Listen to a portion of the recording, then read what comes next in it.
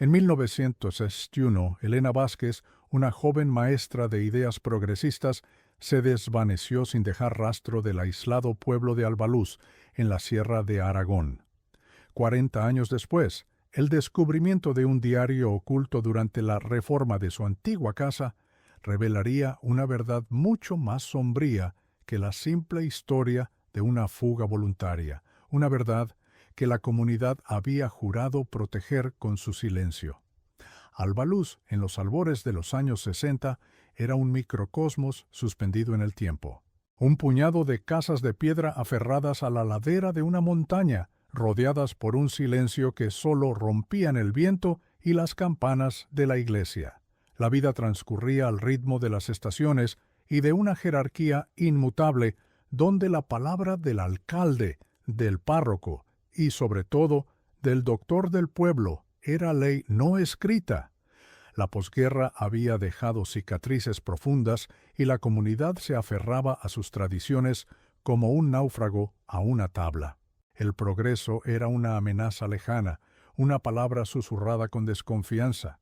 En este bastión de conservadurismo, cualquier elemento externo era visto como una posible fuente de discordia, un agente que podría perturbar el frágil equilibrio que tanto les había costado mantener. El orden era el bien supremo, incluso si se construía sobre secretos. La llegada de Elena Vázquez fue una anomalía. Con apenas 23 años, traía consigo una energía y un idealismo que chocaban frontalmente con la apatía reinante. No era solo la nueva maestra, era una portadora de luz en un lugar que se había acostumbrado a la penumbra. Su misión, tal como ella la veía, no era solo enseñar a leer y escribir, sino abrir ventanas a un mundo que Albaluz se negaba a mirar. Su proyecto más ambicioso era la creación de una pequeña biblioteca popular, no una con los textos aprobados y las vidas de santos que ya acumulaban polvo en la sacristía, sino una con novelas, poesía y ensayos que hablaban de libertad, de ciencia y de otras formas de vivir. Para las figuras de autoridad del pueblo, aquellos libros no eran cultura, sino veneno, una afrenta directa al control que ejercían sobre las mentes de sus habitantes. Elena también defendía con fervor la educación superior para las jóvenes, animándolas a soñar con ser algo más que esposas y madres. Organizaba clases de refuerzo después del horario escolar, donde les hablaba de universidades y profesiones, sembrando semillas de ambición en un terreno que se suponía debía permanecer yermo.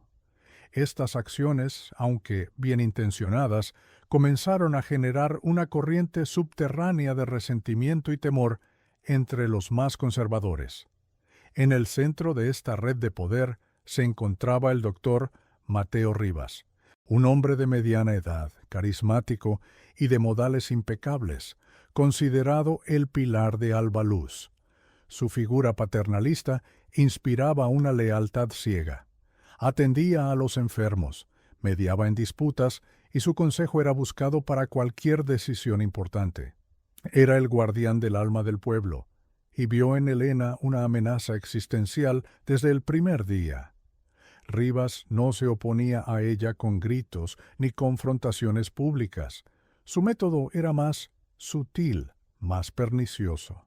Utilizaba su influencia para sembrar la duda, comentarios casuales sobre la inestabilidad de la joven maestra, advertencias veladas a los padres sobre las ideas peligrosas que inculcaba a sus hijas, y una constante campaña de desprestigio disfrazada de preocupación paternal.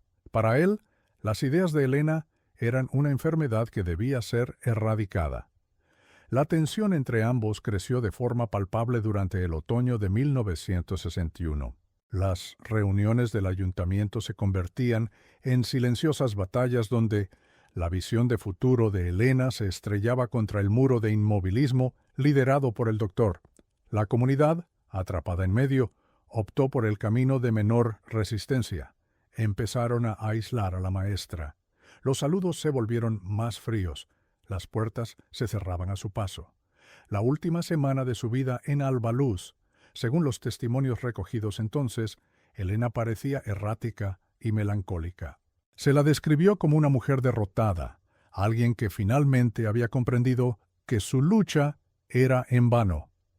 Esta narrativa, conveniente para lo que vendría después, fue moldeada y repetida hasta convertirse en un hecho aceptado por todos, una profecía autocumplida que justificaba el desenlace.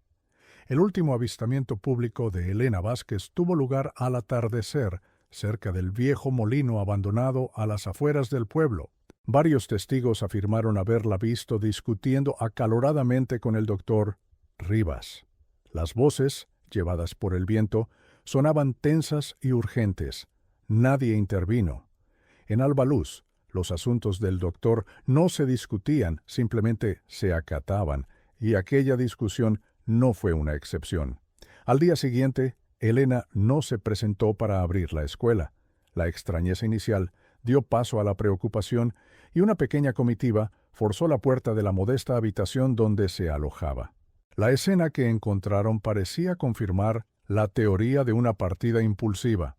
La cama estaba hecha, la ropa cuidadosamente guardada y sus pocos ahorros, que guardaba en una caja de hojalata, habían desaparecido del cajón.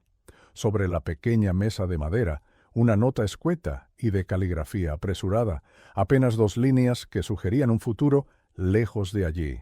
He decidido buscar mi camino en otro lugar, no me busquéis. No había despedidas personales ni explicaciones detalladas.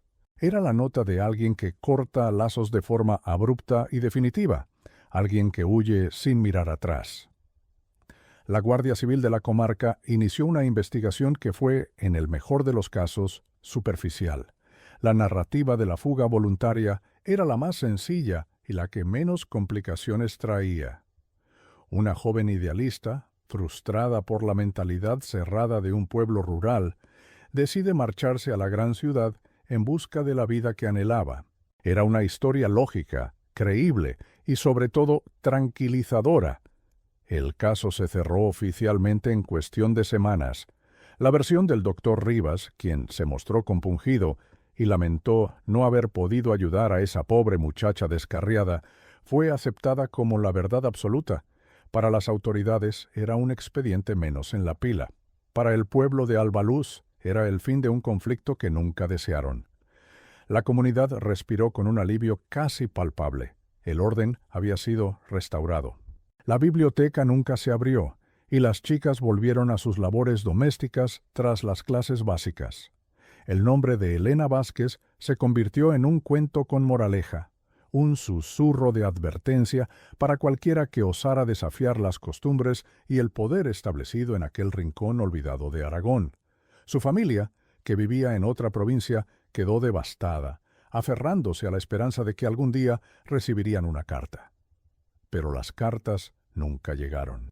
Con el tiempo, la esperanza se transformó en una resignación dolorosa, una herida abierta que ninguna explicación oficial lograba cerrar. La ausencia de Elena se convirtió en un fantasma que perseguiría a su linaje durante generaciones. El tiempo, en Albaluz, tiene una cualidad especial para enterrar los secretos bajo capas de silencio. El recuerdo de la maestra se fue desvaneciendo, convirtiéndose en una leyenda local, una anécdota contada a los recién llegados. El molino donde fue vista por última vez se derrumbó lentamente, y la vida siguió su curso predecible, inalterable, como si Elena nunca hubiera existido. El pueblo había elegido su verdad, una verdad cómoda que les permitía dormir por las noches, una versión de los hechos que no señalaba a nadie y absolvía a todos. La historia de la maestra que huyó se grabó en la memoria colectiva, una mentira repetida tantas veces que acabó por suplantar cualquier otra posibilidad, cualquier otra pregunta incómoda. Así, durante 40 largos años, el misterio permaneció sellado. La desaparición de Elena Vázquez no era un crimen sin resolver, sino una historia cerrada, un capítulo concluido en los anales no escritos del pueblo. La paz de Albaluz se había comprado a un precio muy alto, un precio que solo una persona había pagado en su totalidad. El olvido es una forma de complicidad. Cada habitante que aceptó la versión oficial sin cuestionarla, cada vecino que prefirió el silencio a la incómoda verdad, se convirtió en guardián de un secreto mucho más oscuro de lo que imaginaban. El pueblo entero se erigió como un muro protector alrededor de la mentira, asegurando que nadie volviera a remover el pasado. La habitación de Elena fue ocupada por otros inquilinos, sus pocos efectos personales olvidados en algún desván. Su historia se convirtió en folclore, perdiendo los matices de la tragedia humana para adquirir la simplicidad de una fábula. Era más fácil recordarla como un símbolo de ambición frustrada que como una víctima cuyo destino real nadie se atrevió a investigar.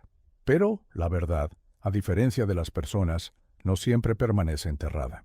A veces solo necesita una grieta en el muro de silencio para empezar a filtrarse, una mano curiosa que tropiece con la pieza que no encaja en el puzzle oficial. El tiempo no había borrado los hechos, solo los había ocultado a simple vista. La historia oficial, tan pulcra y conveniente, ocultaba las fisuras de una mentira cuidadosamente construida. Era un relato perfecto en su simplicidad, pero frágil ante la única prueba que podía desmoronarlo todo. Lo que nadie sabía era que la propia Elena había dejado atrás la clave para desentrañar su destino, un testamento escrito con miedo y urgencia.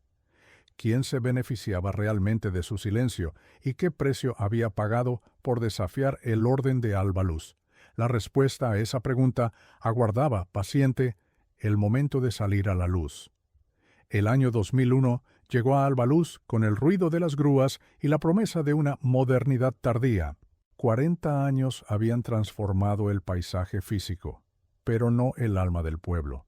Las viejas casas de piedra ahora convivían con nuevas construcciones, pero el mismo silencio denso, el mismo aire cargado de historias no contadas, persistía entre sus calles. El pasado no se había ido, simplemente dormía bajo una fina capa de asfalto y progreso aparente, esperando el momento adecuado para despertar con una violencia contenida que sacudiría los cimientos de la comunidad hasta su núcleo más profundo. En medio de esta calma tensa se encontraba Sofía, sobrina de Elena Vázquez, una meticulosa historiadora que nunca había conocido a su tía, pero que había crecido bajo la sombra de su ausencia. Para Sofía, Elena no era una anécdota, sino una herida familiar, un fantasma cuyo retrato idealizado colgaba en el salón de sus abuelos, generando más preguntas que respuestas. La historia de la maestra que huyó nunca encajó con los relatos familiares de una joven apasionada y comprometida con su vocación. Esa incongruencia fue la semilla de una duda que la acompañó toda su vida. Aquel verano, Sofía supervisaba la venta de la casa familiar, un último acto de cierre tras el fallecimiento de sus abuelos. Cada objeto, cada mueble cubierto de polvo, era un eco de un tiempo que se negaba a desaparecer por completo. Mientras los obreros trabajaban en la reforma solicitada por los nuevos propietarios, el aire se llenaba del ruido de martillos y del olor a yeso húmedo. Era el sonido de la memoria siendo demolida, de un capítulo que se cerraba a la fuerza, sin saber que, en realidad, estaba a punto de abrir el más importante de todos. El momento que lo cambió todo llegó sin previo aviso, con un sonido sordo y hueco que se distinguió del resto.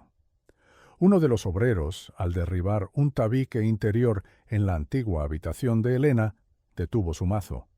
La pared no era maciza. Detrás del yeso y los ladrillos antiguos había un vacío, una anomalía en la arquitectura de la casa que nadie había notado en más de 4 décadas.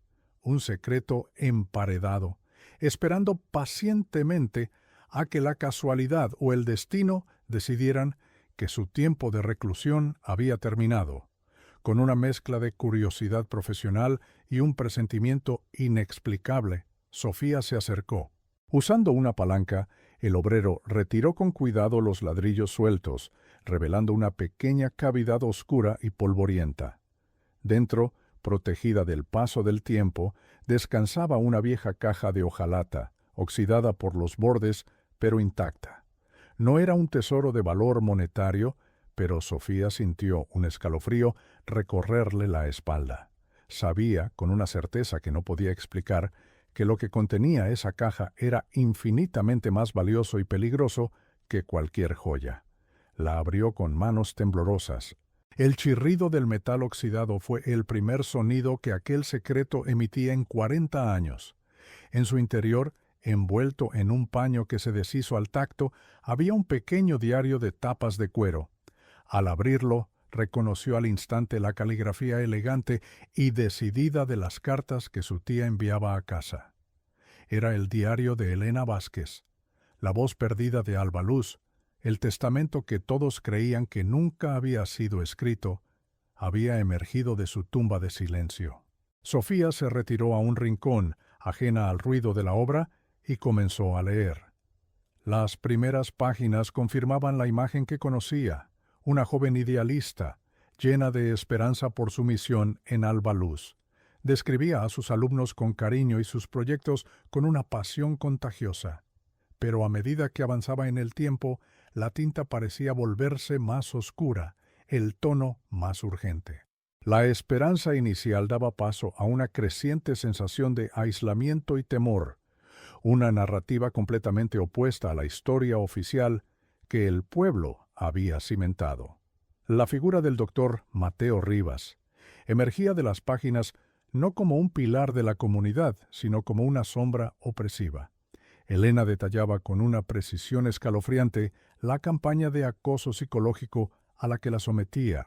No eran confrontaciones abiertas, sino susurros venenosos, advertencias veladas a los padres y una manipulación constante para volver al pueblo en su contra. El carismático doctor se revelaba como un tirano que gobernaba con el miedo y la influencia, y que veía en las ideas de Elena una amenaza mortal a su control absoluto. El diario desmantelaba, palabra por palabra, la mentira de la mujer inestable. Elena no estaba deprimida, estaba aterrorizada. No se sentía frustrada, se sentía acorralada. Describía cómo Rivas la aisló socialmente, convirtiendo la indiferencia de los vecinos en una hostilidad silenciosa, pero palpable. Era el retrato de una mujer luchando por su vida en un entorno que se había vuelto deliberadamente hostil bajo la dirección de un único hombre, un hombre al que todos veneraban como un santo laico y protector de sus tradiciones. Entonces llegó la revelación clave, el motivo que lo explicaba todo.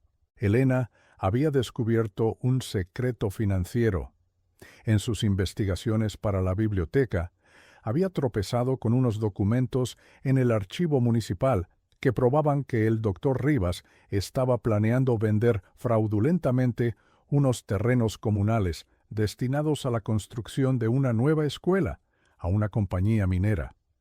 Era un acto de corrupción que no solo lo enriquecería, sino que destruiría el futuro educativo que Elena intentaba construir para los niños de Alba Luz. Ella era la única que lo sabía. La última entrada, escrita con una caligrafía temblorosa que delataba el pánico, estaba fechada la noche de su desaparición. Las palabras saltaron de la página y golpearon a Sofía con la fuerza de una confesión póstuma. Mateo sabe que he descubierto lo del terreno. Viene a verme esta noche. Dice que tenemos que resolverlo para siempre. Le he dicho que nos veamos en el molino. Que Dios me perdone por mi ingenuidad. La nota no era una despedida. Era una sentencia de muerte dictada y firmada por su verdugo. El mundo de Sofía se fracturó en ese instante. El fantasma de su tía adquirió una nueva y trágica dimensión. No era la fugitiva que abandonó a su familia, sino una víctima silenciada porque se atrevió a desafiar al poder. La nota de despedida encontrada en su habitación era, sin duda, una falsificación, la primera piedra de una mentira colosal construida para ocultar un asesinato a sangre fría. La verdad no solo era diferente, era la antítesis exacta de la historia que Alba Luz se había contado a sí mismo durante 40 años. Una oleada de ira fría y lúcida reemplazó al shock inicial. La pena por la tía que nunca conoció se mezcló con una determinación inquebrantable. El diario no era solo un objeto familiar, era una prueba. Era la voz de Elena gritando desde el pasado, exigiendo la justicia que le habían robado. Sofía, la historiadora acostumbrada a reconstruir vidas a través de documentos, ahora tenía la misión más importante de su carrera: reconstruir la verdad de un crimen y destruir la paz falsa de todo un pueblo. Comprendió la magnitud de su tarea. Acusar al doctor Rivas, ahora un venerado anciano de 80 años, el patriarca intocable de Alba Luz, sería como declarar la guerra a la propia identidad de la comunidad. Se enfrentaría a un muro de negación, a décadas de lealtad ciega y a la hostilidad de aquellos cuyo silencio había permitido que el crimen quedara impune. Pero el diario en sus manos era un arma demasiado poderosa para ser ignorada. El silencio de Alba Luz tenía que terminar. Su primer paso fue contactar con el puesto de la Guardia Civil más cercano. Se encontró con un joven sargento, un hombre pragmático y algo escéptico, para quien un caso cerrado, hacía 40 años, era poco más que historia antigua. La idea de reabrir una investigación por la desaparición de una maestra, basándose en un diario encontrado fortuitamente, le parecía, en el mejor de los casos, una fantasía novelesca, un asunto más propio de un archivo que de una investigación criminal activa. La incredulidad inicial del sargento era palpable. Escuchó el relato de Sofía con una paciencia profesional, pero sus ojos delataban su escepticismo. La versión oficial era simple y estaba documentada. Una fuga voluntaria, no había cuerpo, no había arma, no había nada que sugiriera un acto criminal. El diario, aunque fascinante, podía ser interpretado como los escritos de una mujer sugestionable y bajo una gran presión emocional. Necesitaba mucho más que eso para remover un pasado tan profundamente enterrado. Sin embargo, Sofía no era una familiar desesperada actuando por impulso. Era una historiadora. Desplegó su argumento con una lógica fría y metódica. Señaló las inconsistencias del informe original, la superficialidad de la investigación y la conveniencia de la narrativa para las figuras de poder del pueblo. Le leyó pasajes clave del diario, destacando la lucidez y el detalle con los que Elena describía la manipulación del doctor, demostrando que no eran divagaciones, sino una crónica factual del acoso que sufría. El punto de inflexión llegó cuando Sofía le leyó la última entrada, la mención de un lugar concreto, el molino, una persona específica, Mateo Rivas, y un motivo claro, el fraude de los terrenos. Ya no era una acusación vaga, sino una declaración que podía ser investigada, un hilo del que se podía tirar. El sargento, a pesar de sus reservas, no pudo ignorar la fuerza de aquellas palabras. Había una verosimilitud en ese último y desesperado apunte que trascendía la simple especulación. El caso no se reabrió oficialmente en ese momento. Sería un proceso largo y burocrático. Pero el sargento, movido por una mezcla de deber profesional y la convicción en la voz de Sofía, accedió a iniciar una investigación preliminar de forma discreta. Revisaría los archivos antiguos, buscaría los registros de propiedad de los terrenos mencionados y haría algunas preguntas informales. Era un pequeño paso, pero para Sofía era el comienzo de un terremoto que sacudiría Alba Luz hasta sus cimientos. El diario había transformado un misterio melancólico en una activa investigación de asesinato. El caso de Elena Vázquez, archivado y olvidado, volvía a la vida con una fuerza imparable. La verdad, encerrada durante 40 años en una pared, estaba finalmente libre y clamaba por ser escuchada.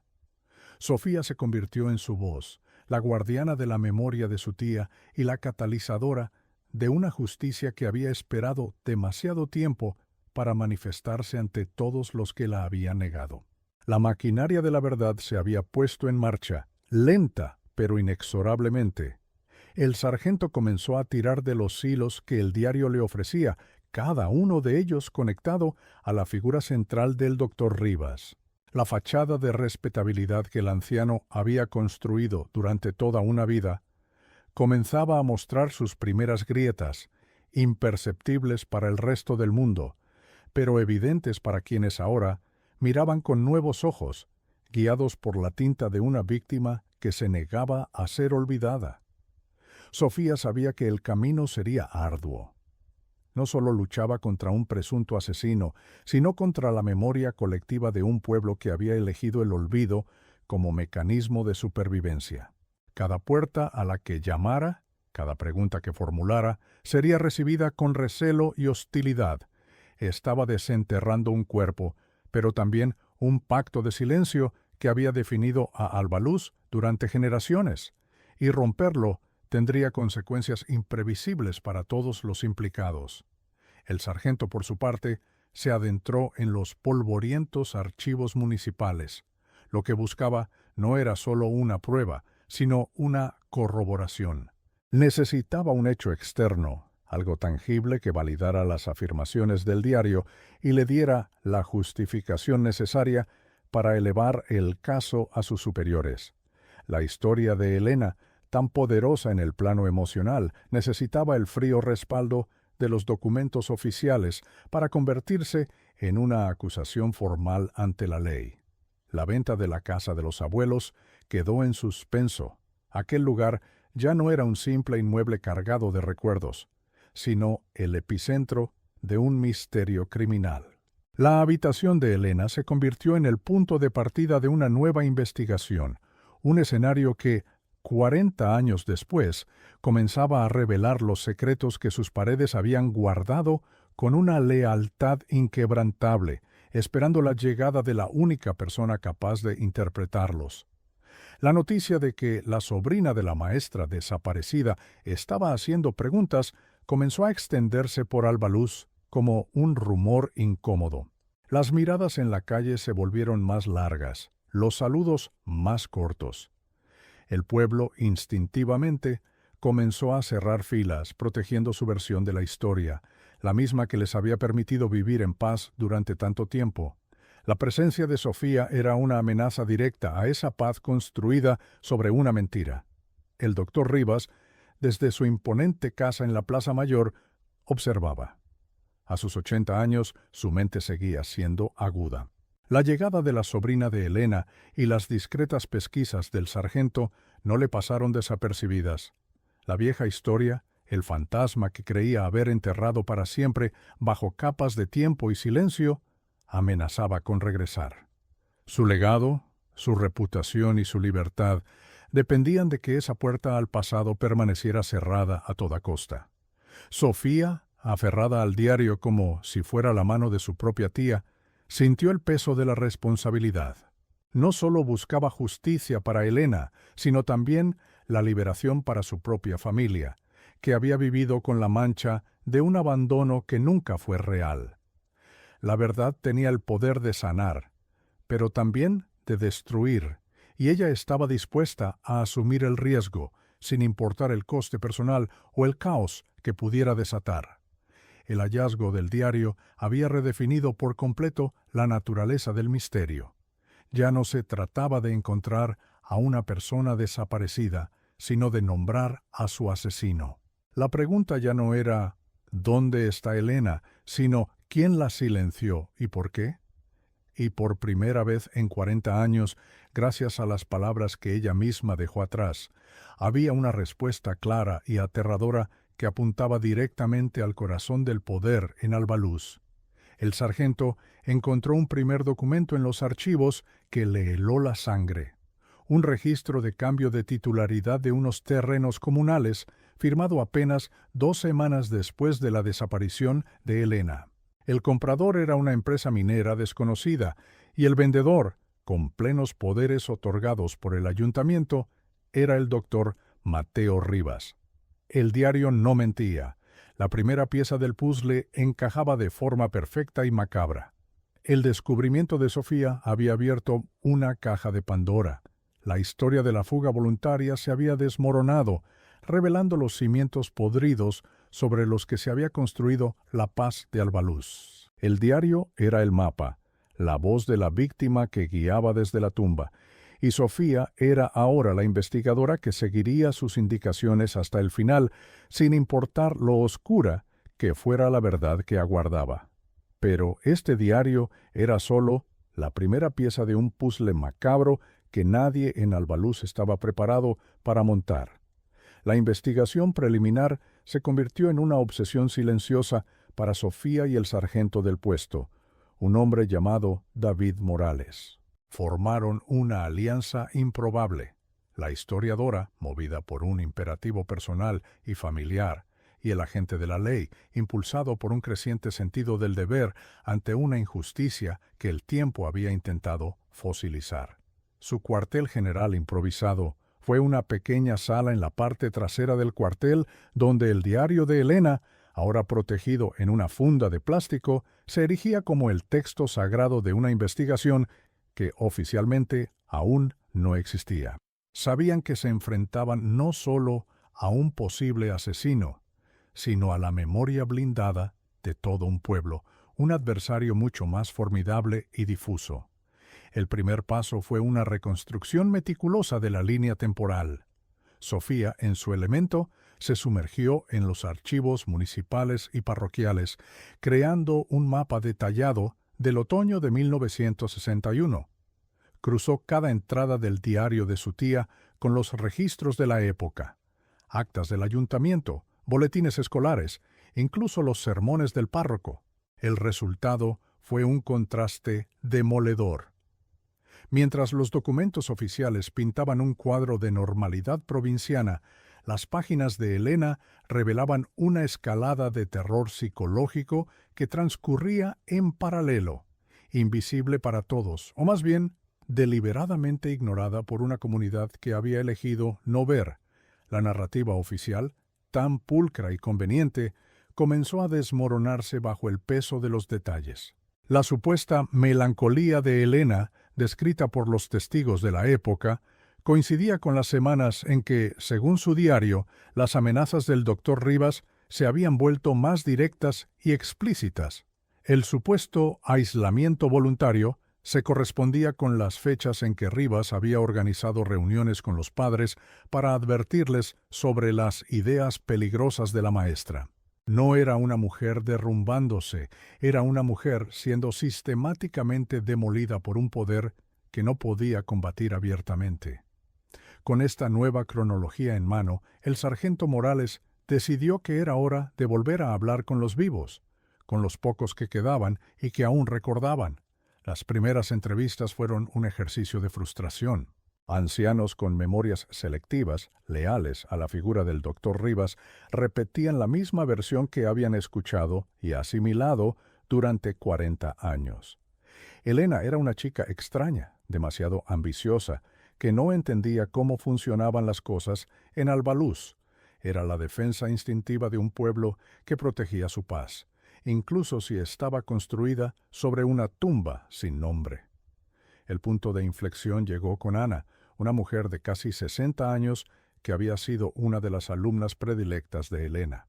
Al principio se mostró reacia, repitiendo el relato aprendido, pero Sofía no la presionó con preguntas sobre la desaparición, sino sobre las clases, sobre la biblioteca que nunca fue. Al evocar esos recuerdos, los ojos de Ana se iluminaron con una chispa de la niña que fue. Recordó la emoción de leer su primer libro de poemas, un libro que la propia Elena le había regalado, y entonces recordó algo más, un detalle que había enterrado por insignificante. Ana relató cómo un día el doctor Rivas la vio con el libro de poemas y se lo arrebató con una dureza inusitada. Le dijo que esas tonterías le llenarían la cabeza de pájaros y que su lugar estaba en casa, aprendiendo a ser una buena esposa. Recordó el miedo que sintió, no solo por el enfado del doctor, sino por la mirada de advertencia que le lanzó. Aquel pequeño acto de tiranía, olvidado durante décadas, era la corroboración perfecta de la opresión que Elena describía en su diario. El control de Rivas no era solo sobre la política del pueblo, sino sobre las mentes de sus hijos. Armado con este testimonio que demostraba el patrón de conducta de Rivas, Morales decidió que era el momento de enfrentarse al propio doctor. Mateo Rivas, a sus 80 años, seguía siendo una figura imponente. Recibió al sargento en el salón de su impecable casa en la Plaza Mayor, un museo de respetabilidad y poder local. Su mente era un bisturí afilado y su memoria convenientemente perfecta. Negó las acusaciones con una calma paternalista, atribuyendo el contenido del diario a la imaginación febril y la inestabilidad emocional de una joven que no supo adaptarse. Rivas repitió su coartada de aquella noche de 1961 con una fluidez ensayada durante 40 años. Afirmó que tras su discusión con Elena en el molino, una simple charla paternal, según él, se había retirado a su casa para atender a su esposa que sufría una fuerte migraña. Era una coartada perfecta, íntima, compasiva y, lo más importante, imposible de verificar, pues su mujer había fallecido hacía más de 20 años. No había fisuras en su relato, porque era una fortaleza construida y reforzada por el tiempo y el silencio cómplice de todo un pueblo. Pero Morales tenía un as en la manga que no provenía de los recuerdos, sino de la ciencia. Había enviado una copia de alta resolución de la nota de suicidio a un experto grafólogo de la Comandancia de Zaragoza, junto con muestras de la escritura de Elena extraídas del diario y de las cartas que su familia conservaba. La tecnología moderna iba a examinar una prueba que en 1961 se había aceptado sin la menor duda. Si la coartada era un muro, la nota era la única puerta que podía forzarse. Mientras esperaban los resultados, Sofía se concentró en el móvil. El fraude de los terrenos. La venta a la compañía minera, efectuada semanas después de la desaparición, era la pieza central. En los archivos descubrió algo más. Una serie de cartas entre el doctor Rivas y el representante de la minera que databan de meses antes de la llegada de Elena al pueblo. En ellas se discutían abiertamente los términos del acuerdo y la necesidad de actuar con discreción para evitar la oposición local. Elena no solo había descubierto un plan, se había interpuesto en una conspiración ya en marcha. La tensión en Alba Luz comenzó a ser palpable. La presencia de Sofía y las discretas pero insistentes preguntas del sargento Morales habían reabierto una herida que todos creían cicatrizada. Las miradas en la calle ya no eran solo frías, eran hostiles. Se sentían juzgados, su historia puesta en duda por extraños que no entendían sus códigos. Estaban protegiendo al doctor Rivas, pero también se estaban protegiendo a sí mismos, a la cómoda ilusión de que en su pueblo nunca había pasado nada terrible. El informe del grafólogo llegó en un sobre cerrado que Morales abrió con una solemnidad casi quirúrgica. Las conclusiones eran inequívocas y devastadoras para la versión oficial. El análisis comparativo de la presión, la inclinación y la cohesión de los trazos revelaba que la nota de despedida, aunque era una imitación hábil, presentaba múltiples signos de escritura no espontánea. En términos claros, era una falsificación. Alguien había intentado copiar la caligrafía de Elena para fabricar la prueba principal de su huida. Esta prueba lo cambió todo. La investigación ya no se basaba en la interpretación de un diario personal contra la palabra de un hombre respetado. Ahora tenían una evidencia forense, un hecho científico que demostraba la existencia de un engaño deliberado. La historia de la fuga voluntaria no era una simple conclusión errónea, había sido una puesta en escena cuidadosamente orquestada desde el principio. ¿Y quién se beneficiaba de esa farsa, sino la última persona que la vio con vida? Con esta nueva arma, Morales solicitó una segunda entrevista con el doctor Rivas. Esta vez, el encuentro fue en el cuartel, un territorio neutral, donde la autoridad del sargento tenía más peso. Morales expuso los hechos con una calma glacial, el testimonio de la antigua alumna, la correspondencia con la minera y, finalmente, el informe grafológico sobre la nota. Colocó el documento sobre la mesa, dejando que las palabras «falsificación de alta probabilidad» flotaran en el aire. Por primera vez en 40 años, la fachada de Mateo Rivas se agrietó. No fue una explosión de ira ni una confesión, sino algo mucho más sutil. Un tic nervioso en su párpado, un blanqueamiento de sus nudillos al apretar el reposabrazos de la silla. Negó las pruebas, por supuesto, calificándolas de especulaciones absurdas y tecnología poco fiable, pero su voz había perdido la resonancia paternalista. Ahora sonaba metálica, defensiva. La máscara de benefactor se estaba deslizando, revelando el rostro frío de un manipulador acorralado. El sargento Morales presionó sobre la coartada. Si la nota era falsa, ¿qué ocurrió realmente después de su encuentro en el molino? ¿Qué hacía el doctor el resto de aquella noche? Rivas se aferró a la historia de su esposa enferma, pero ahora sonaba hueca, frágil. Sin la nota que confirmaba la huida, su coartada ya no era una explicación sino un escondite que, después de 40 años, estaba a punto de ser demolido. La investigación había entrado en una nueva fase. Ya no buscaban demostrar que la historia oficial era una mentira, eso ya lo sabían. Ahora necesitaban encontrar la verdad que esa mentira había sido diseñada para ocultar. El foco de la sospecha se había cerrado de forma implacable sobre el doctor Rivas. Tenían el móvil, el fraude. Tenían la prueba del encubrimiento, la nota falsificada, y tenían un sospechoso cuya coartada era tan indemostrable como su reputación intachable. Sofía sentía una mezcla de vindicación y pavor. Estaba más cerca que nunca de la verdad sobre el destino de su tía, pero esa verdad implicaba enfrentarse a un monstruo que había vivido 4 décadas disfrazado de santo. El silencio de Albaluz no había sido un acto de olvido pasivo, sino un pacto activo, una conspiración liderada por un hombre para proteger su crimen. Cada vecino que había repetido la historia de la maestra que huyó había sido, sin saberlo, cómplice en mantener su tumba sellada. El sargento Morales, por su parte, sabía que el caso circunstancial era abrumador, pero aún le faltaba la pieza definitiva. Un crimen necesita un cuerpo. Sin los restos de Elena, cualquier acusación contra un hombre del calibre de Rivas podría ser desmantelada en un juicio por un buen abogado. La palabra de un diario y el análisis de una nota no eran suficientes para garantizar una condena por asesinato. Necesitaban una prueba física irrefutable. La última entrada del diario de Elena resonaba en la mente de Sofía con una claridad fantasmal.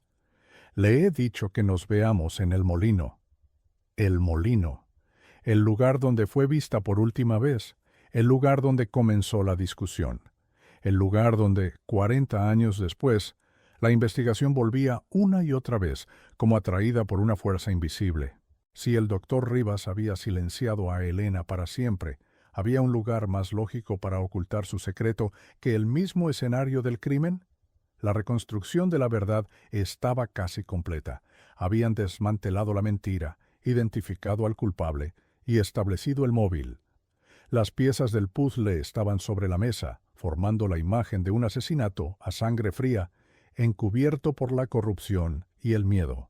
Solo faltaba una pieza, la más importante y macabra de todas, la que transformaría las sospechas en certezas y las acusaciones en una sentencia.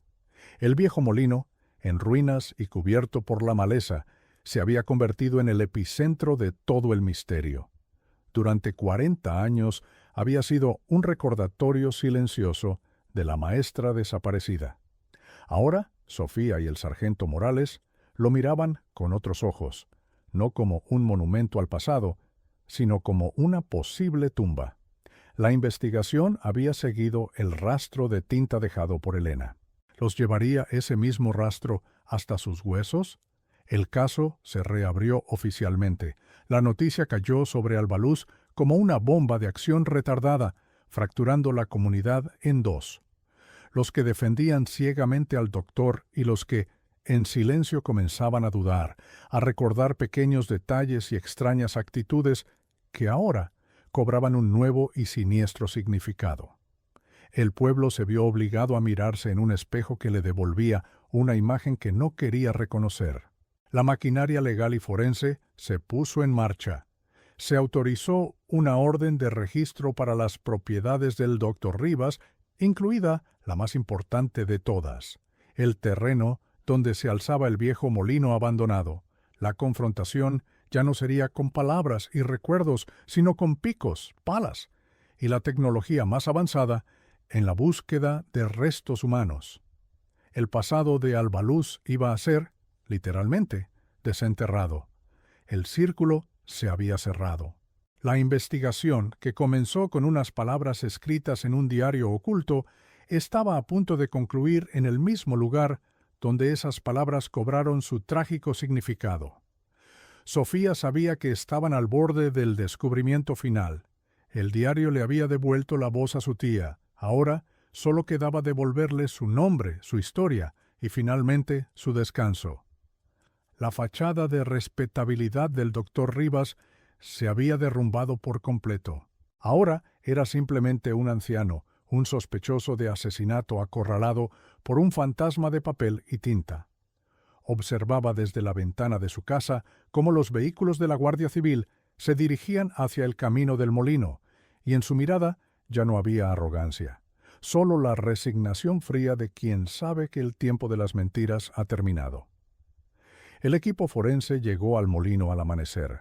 El aire era frío y denso, cargado de una expectación casi sagrada.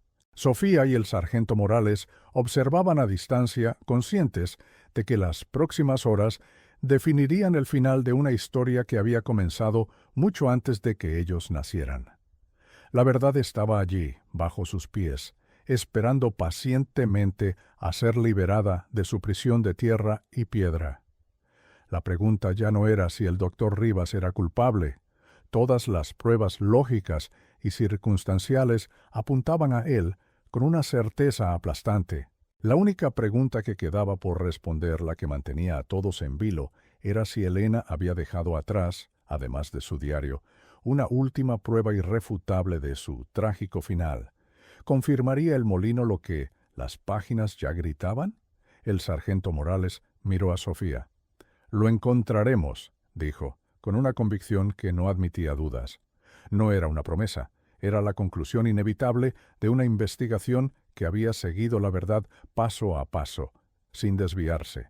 El diario había sido el mapa que los había guiado a través del laberinto del pasado, desvelando la conspiración.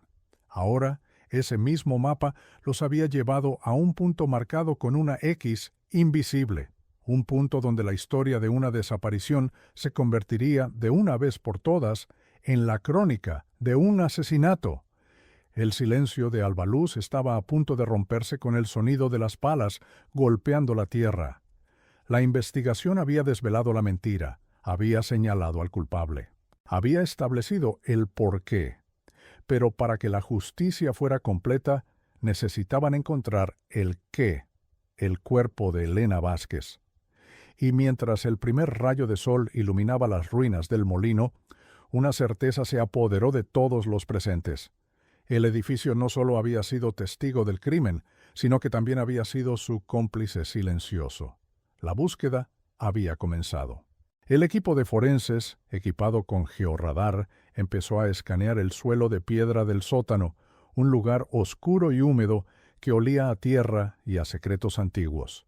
Cada miembro del equipo se movía con una precisión metódica, sabiendo que no solo buscaban restos humanos, sino la pieza final que resolvería un enigma de 40 años y reescribiría la historia de todo un pueblo.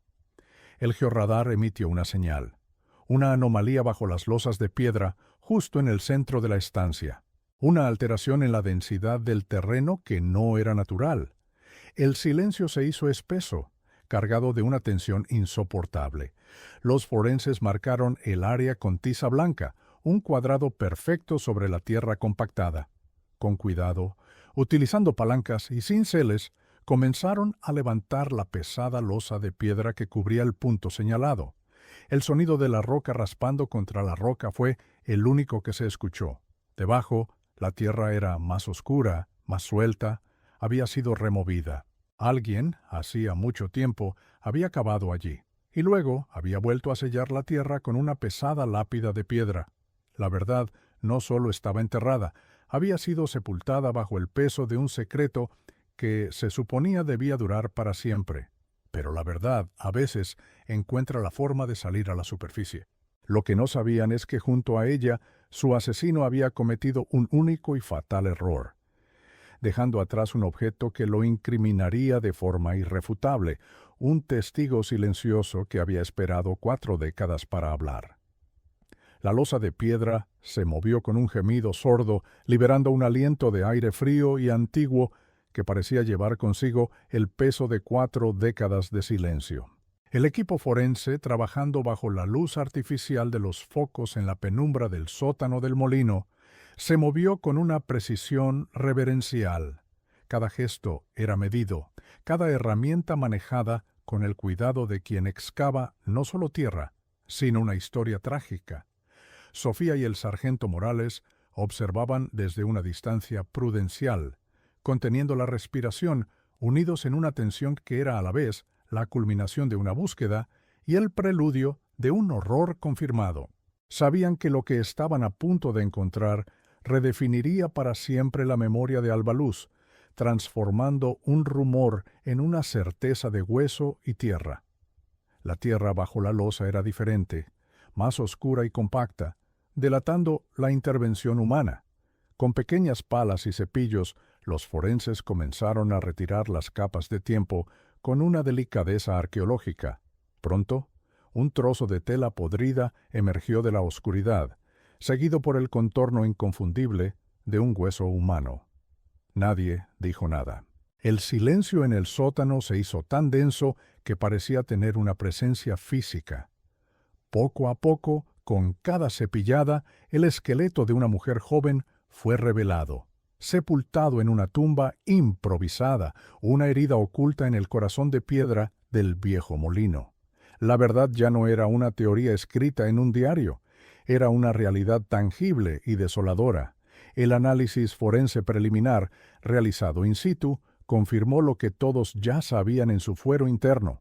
Los restos eran consistentes con los de una mujer de poco más de 20 años, y la datación de los pocos jirones de ropa la situaban inequívocamente en la década de los 60. Habían encontrado a Elena Vázquez. Su largo viaje había terminado allí, a pocos metros de donde fue vista por última vez, bajo una lápida de piedra y un pacto de silencio. Sin embargo, mientras el equipo catalogaba cada hueso, una incongruencia surgió. La familia había insistido en que Elena nunca se quitaba un medallón de plata que le regaló su madre.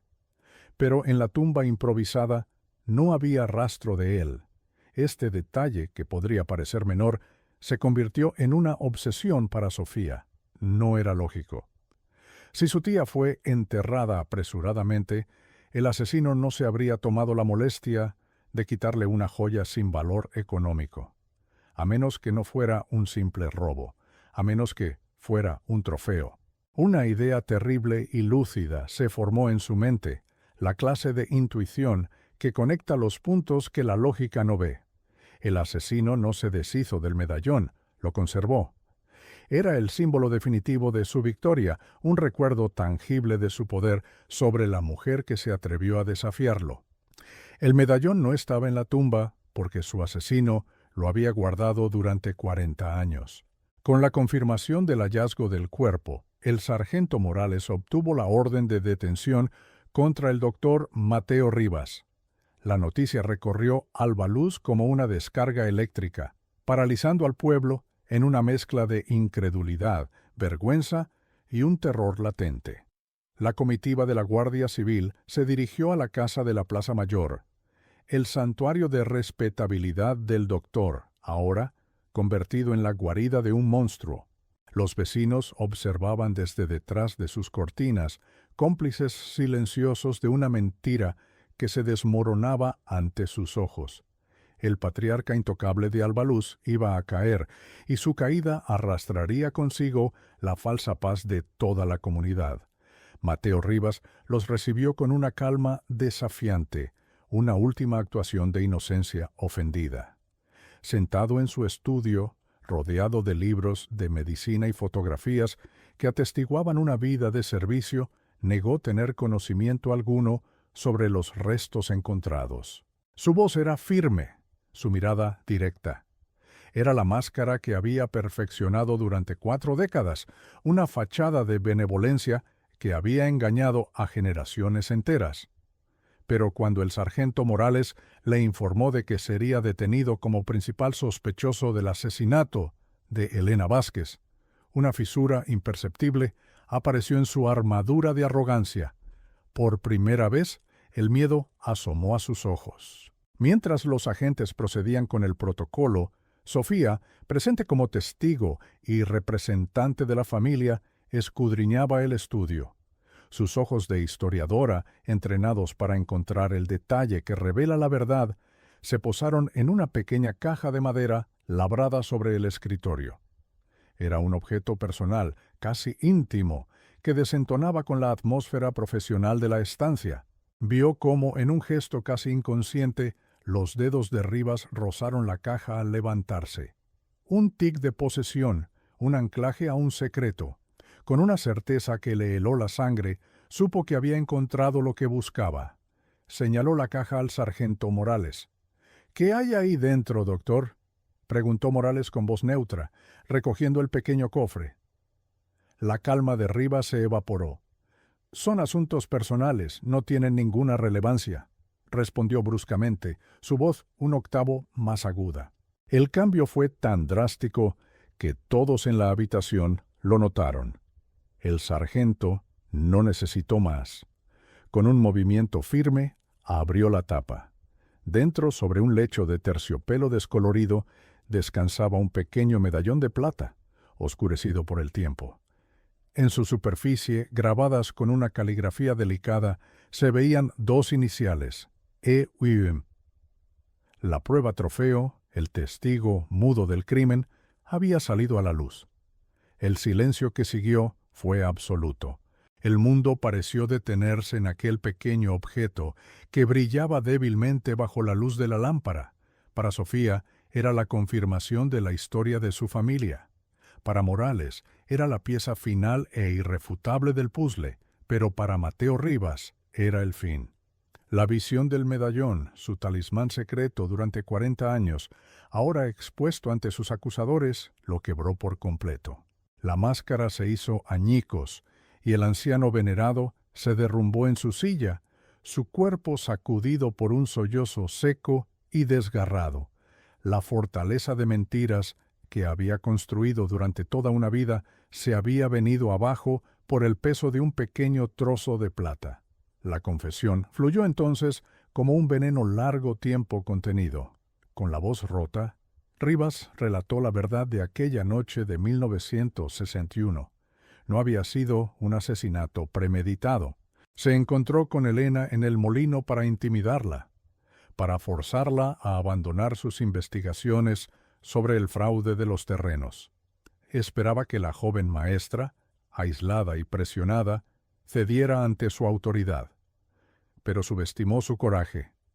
Elena no solo se negó a guardar silencio, sino que lo enfrentó, llamándolo ladrón y amenazando con exponerlo ante todo el pueblo a la mañana siguiente. Le había arrebatado el control, la única cosa que él no podía soportar perder. En un arrebato de ira narcisista, cegado por el pánico de ver su reputación y su imperio desmoronarse, la empujó. No con la intención de matarla, según su relato, sino solo para silenciarla, para hacerla callar. Pero el empujón fue más fuerte de lo que pretendía. Elena perdió el equilibrio, tropezó hacia atrás y su cabeza golpeó, con un sonido seco y terrible, contra una de las pesadas piedras de moler que yacían en el suelo. La discusión terminó en un instante, reemplazada por un silencio antinatural y el cuerpo inmóvil de la joven maestra a sus pies. El pilar de Albaluz se había convertido en un asesino. El pánico dio paso a un cálculo frío y despiadado. Mientras miraba el cuerpo sin vida de Elena, su mirada se fijó en el brillo del medallón en su cuello.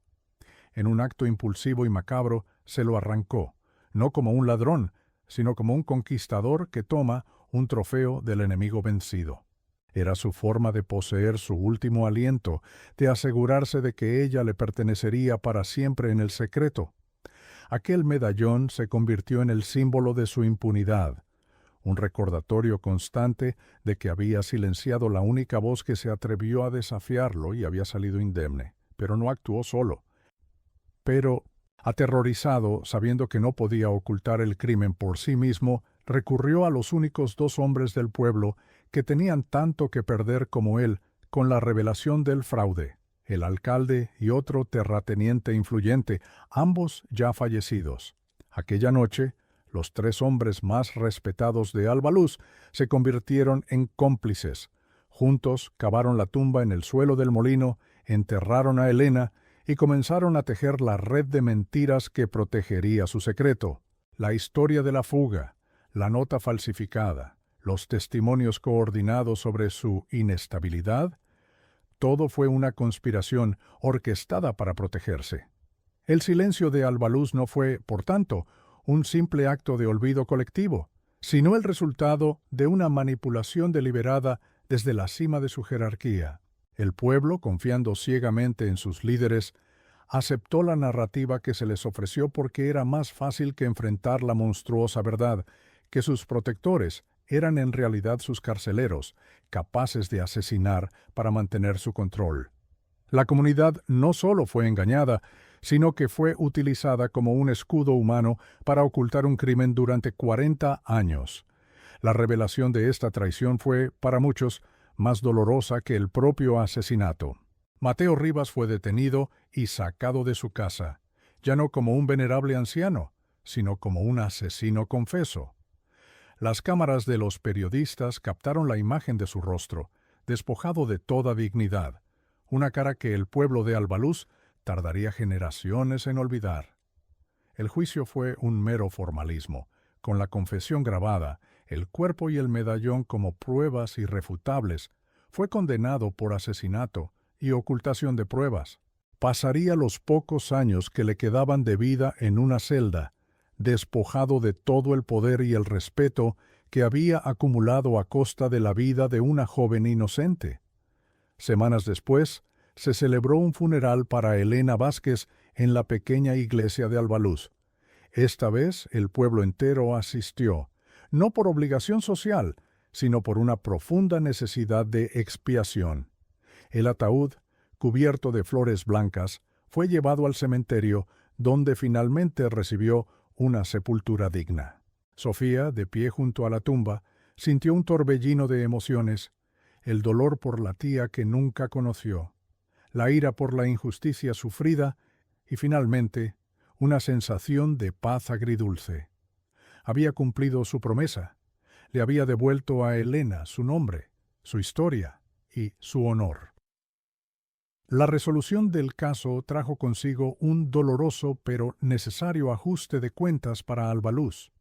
La comunidad tuvo que enfrentarse al hecho de que su paz se había construido sobre los cimientos de un crimen y una mentira. La caída de su ídolo los obligó a cuestionar su propia ceguera, su propia complicidad pasiva. El proceso de sanación sería largo y difícil, una herida que supuraría durante años. Pero el primer paso se dio cuando el ayuntamiento, en un acto de reparación simbólica, aprobó la construcción de una nueva biblioteca pública. La llamaron Biblioteca Elena Vázquez. Sofía permaneció en Albaluz hasta que se colocó la primera piedra. Antes de marcharse visitó la tumba de su tía por última vez. Sostenía en su mano el pequeño medallón de plata, ahora limpio y pulido, que la fiscalía le había devuelto. No lo dejó sobre la lápida, decidió conservarlo, no como un trofeo de una victoria, sino como un recordatorio del coraje de una mujer que se atrevió a luchar por la verdad, en un lugar que prefería la comodidad de la mentira. Era el legado de Elena, un legado que ahora, por fin, podía empezar a florecer. El caso del silencio de Albaluz quedó cerrado, pero su eco perduraría para siempre. Demostró que la verdad, por muy profundamente que se entierre, posee una extraña vitalidad. Puede permanecer latente durante años, décadas, pero nunca muere del todo. A veces solo necesita una voz persistente, una sobrina que se niega a olvidar, para encontrar el camino de vuelta a la luz. La historia de Elena Vázquez ya no era un cuento con moraleja sobre el abandono, sino una epopeya sobre la justicia y la memoria, la prueba de que una sola vida puede, incluso desde el más allá, hacer que todo un pueblo se arrodille ante la verdad.